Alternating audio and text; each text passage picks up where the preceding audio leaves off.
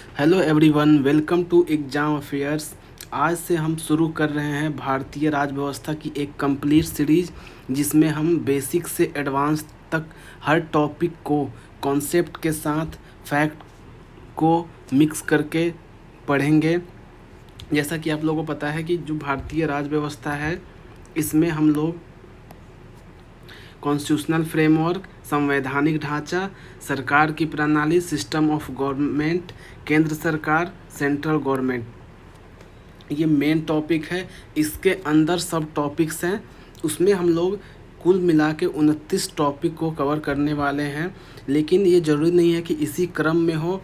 हम लोग कुछ ऐसे टॉपिक को कवर करेंगे जिससे क्वेश्चन ज़्यादा पूछे जाते हैं। जैसे कि आपको पता है कि संविधान का निर्माण टॉपिक है, उसके बाद संविधान की प्रस्तावना है, उसके बाद नागरिकता है, संघ एवं इसका क्षेत्र है, मूल अधिकार है, राज्य के नीति निर्देशक तत्व, मूल कर्तव्य, संवैधानिक संशोधन, उसके बाद संसदीय व्यवस्था, संघीय व्यवस्था, आपातकालीन प्रावधान और केंद्र राज्य संबंध, राष्ट्रपति, उपराष्ट्रपति, प्रधानमंत्री, केंद्रीय मंत्रिपरिषद एवं मंत्रिमंडलीय समितियां, संसद और संसदीय समितियां, भारतीय संसदीय समूह, उच्चतम न्यायालय, न्यायिक समीक्षा, न्यायिक सक्रियता और जनहित याचिका।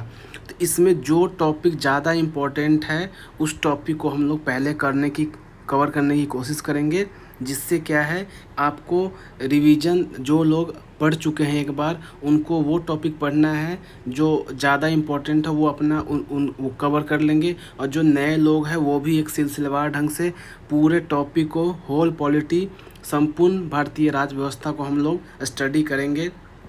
अगर आप लोग चाहते हैं कि भारतीय राज्य व्यवस्था को कंप्लीट रूप से पढ़ना, तो चैनल को सब्सक्राइब कीजिए। और हम लोगों ने प्लेलिस्ट भी तैयार कर रखा है, अलग अलग सब्जेक्ट, पूरे जीएस के सभी सब्जेक्ट को हम लोग कवर करेंगे अलग अलग प्लेलिस्ट बना के। जैसे modern history, ancient history, Indian geography, world geography, ऐसे करके सभी सब्जेक्ट को हम लोग प्लेलिस्ट बना के और सभी सब्जेक्ट को कवर करेंगे एक एक करके। तो चलिए हम अपना पहला जो चैप्टर है इसको स्टार्ट करते हैं। तो हमारा पहला चैप्टर है भारत का संवैधानिक विकास। जैसा कि आप लोगों को पता है कि भारत का संवैधानिक विकास जो है, ये दो भाग में इसको हम लोग डिवाइड करते हैं। पहला भाग है 1773 से 1853 का, इसको हम लोग कहते हैं ईस्ट इंडिया कंपनी के शासन हेतु पारित ब्रिटिश संसदीय अधिनियम। और दूसरा है 1858 से 1947, इसको हम लोग ब्रिटिश ताज के अधीन पारित अधिनियम बोलते हैं।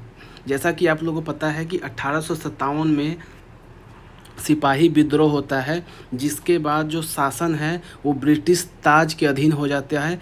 उसके बाद जो भी कानून बनते हैं उसको हम लोग ब्रिटिश ताज के शासनाधीन पारित अधिनियम बोलते हैं। जबकि उससे पहले ईस्ट इंडिया कंपनी का शासन था, और उससे पहले जो भी कानून बने, जैसे 1773 का regulating act, Pitt's India act, और भी जो कानून बने, उसको हम लोग ईस्ट इंडिया कंपनी के शासन हेतु पारित ब्रिटिश संसदीय अधिनियम बोलते हैं। तो आइए सबसे पहले देखते हैं 1773 का रेगुलेटिंग एक्ट। इसको कभी कभी 1772-73 भी माना जाता है, तो अकॉर्डिंग टू ऑप्शन उसको आप देख लेना है।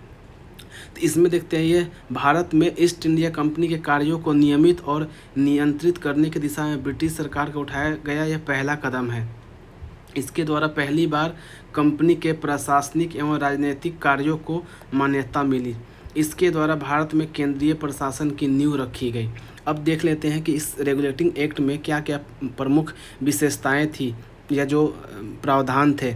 इस अधिनियम द्वारा जो बंगाल के गवर्नर है उसको बंगाल का गवर्नर जनरल पद नाम दिया गया, जिसकी सहायता के लिए 4 सदस्यीय कार्यकारी परिषद का गठन किया गया। उल्लेखनीय है कि ऐसे पहले गवर्नर लॉर्ड वारेन हेस्टिंग थे।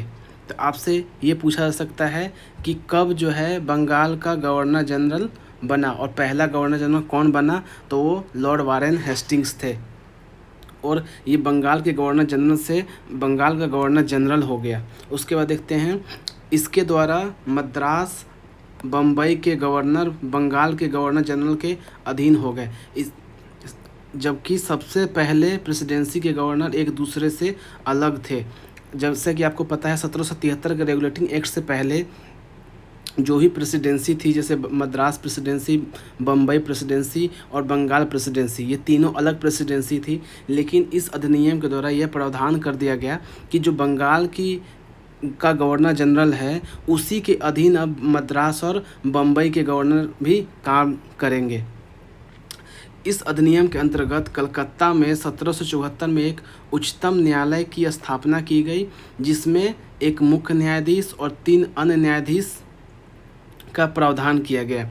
इस तरीके से जो एलिजा इम्पे थी ये प्रथम मुख्य न्यायाधीश बनी और अन्य न्यायाधीश थे Robert Chambers, Stephen Caesar, Lemaitre और जॉन हाइडर।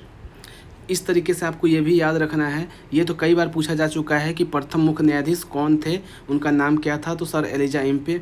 शायद अब थोड़ा सा पैटर्न बदल के ये पूछ दे कि अन्य न्यायाधीश इसमें से कौन नहीं थे, तो आपको ये 3 नाम भी ध्यान रखने हैं। इस तरीके से इस तहत कंपनी के कर्मचारियों को निजी व्यापार करने और भारतीय लोगों से उपहार व रिश्वत लेने पर प्रतिबंध लगा दिया गया।